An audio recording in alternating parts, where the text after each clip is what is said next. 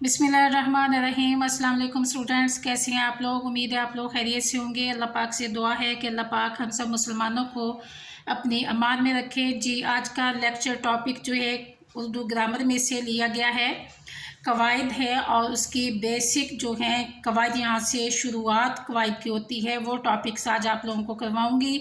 जी, कवायद जो हैं वो तकरीबन 4 क्लास से शुरू करवा दिए जाते हैं और ये जो टॉपिक आज के हैं ये इब्तदाई क्लासेस में ही बच्चों को करवाए जाते हैं और कवायद की शुरुआत भी यहीं से होती है, इसलिए इनका जानना सब के लिए बहुत ज़रूरी होता है। कोशिश करूँगी कि आप लोगों को आसान अल्फाज में इनका मतलब मायने समझाने की कोशिश करूँ और आप लोग ज़्यादा से ज़्यादा इससे फ़ायदा उठा सकें। जी, पहला है हर्फ। अब इसकी तारीफ़ जो है आसान सी मैंने लिखी है और आसान से अल्फाज में आप लोगों को बताने की कोशिश करूँगी। जी, देखें कि हर्फ जो है, जब हम किसी से बातचीत करते हैं तो हमारे मुंह से मुख्तलिफ़ किस्म की आवाज़ें निकलती हैं। इन आवाज़ों के मुख्तलिफ़ नाम रखे गए हैं, जैसे अलिफ, बे, पे, फे, थे, ते, ठे, सीन, शीन वगैरह। इन हरूफ को हरूफ तहज्जी कहा गया है। इन आवाज़ों को और जो मुंह से निकली हुई आवाज़ें होती हैं इनको हरूफ तहज्जी कहा गया है। और उसके बाद देखें, जब एक होगा तो वो हर्फ कहलाएगा, ज़्यादा होंगे तो वो हरूफ कहलाएंगे। जी, उसके बाद है लफ्ज़। इसकी तारीफ़ मैं आप लोगों को बताऊंगी आसान सी, कि चंद हरूफ हिज्जा को मिलाकर बोलने से या लिखने से लफ्ज़ बन जाता है। हरूफ हिज्जा यानी कि हरूफ तहज्जी को, चंद हरूफ तहज्जी को मिलाकर जब हम बोलते हैं तो वो एक लफ्ज़ बन जाता है जो हमारी समझ में आता है और उसका कोई ना कोई मायने भी लाजमी होता है। जैसे आप देखें, मुसलमान है, इसमें कितने हरूफ हैं? मीम, सीन, लाम, मीम, अलिफ, नून, और उसके बाद ये हरूफ तहज्जी हैं, इनको मिला के लिखा गया है तो एक मुकम्मल लफ्ज़ बन गया है।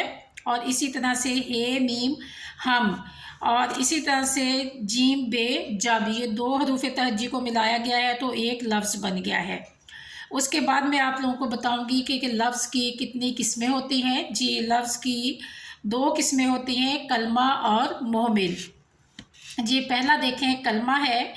कलमा की तारीफ़ है, जो अल्फाज कुछ मायने रखते हों और सुनने वाले की समझ में आ जाएं वो कलमा कहलाते हैं, यानी कि बामायने अल्फाज का मजमुआ जिसके कुछ मायने हो, समझ में आ जाए बात, वो कलमा कहलाता है। मसलन ये मस्जिद है, ये किताब है, वो लड़का है, ये घर है।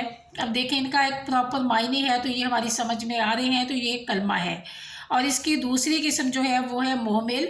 तो मोहमिल की तारीफ़ जो है वो कुछ इस तरह से होगी, वो अल्फाज जो कोई मायने ना रखते हों, या फिर हम ये भी कह सकते हैं कि बेमायने अल्फाज का मजमुआ जिसके कोई मायने ना हो, जो हमारी समझ में ना, बेमायने अल्फाज का मजमुआ जो हमारी समझ में ना आए, वो मोमिल कहलाता है। लेकिन जब ये अल्फाज जो हैं ये कलमे के साथ लगते हैं तो इसके कुछ मायने जो हैं वो ज़ाहिर होते हैं और वैसे अलग से इनके कोई मायने नहीं होते और इनका कोई मतलब नहीं होता।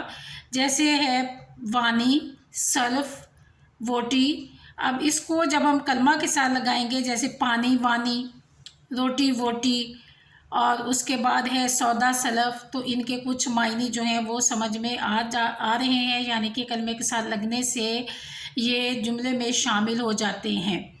तो इसलिए ऐसे अल्फाज को मोहमिल कहा जाता है। जी, मुझे उम्मीद है कि आप लोगों को आज का लेक्चर टॉपिक जो है वो समझ आया होगा। ये बहुत ही अहम टॉपिक है और ये कवायद की इब्तदा है, बेसिक है, ये आने बहुत ज़रूरी होते हैं। इसके बाद इनकी आगे से आगे एग्ज़ाम निकलती जाएंगे जो इंशाल्लाह हम दौरान लेक्चर जो है डिस्कस भी करेंगे और इनको आगे भी लेके जाने की कोशिश करेंगे। अल्लाह हाफिज़।